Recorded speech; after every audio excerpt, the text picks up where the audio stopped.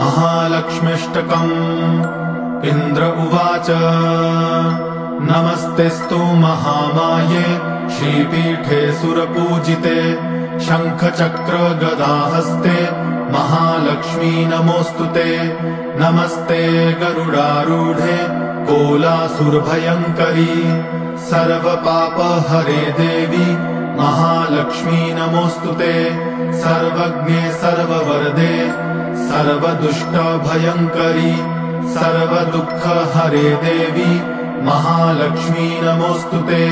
सिद्धिबुद्धिप्रदे देवी भुक्तिमुक्तिप्रदायिनी मन्त्रमूर्ते सदा देवी महालक्ष्मी नमोऽस्तुते। आद्यन्तरहिते देवी आद्यशक्ति महेश्वरी योगजे योगसम्भूते महालक्ष्मी नमोऽस्तुते।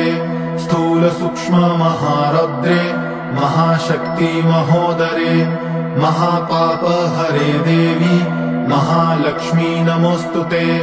पद्मासनस्थिते देवी परब्रह्म स्वरूपिणी परमेशी जगन्मातर महालक्ष्मी नमोऽस्तुते।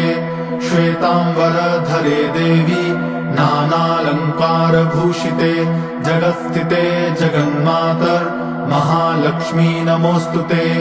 महालक्ष्म्यष्टकम् स्तोत्रम् यः पठेद्भक्तिमान् नरः सर्वसिद्धिमवाप्नोति राज्यम् प्राप्नोति सर्वदा।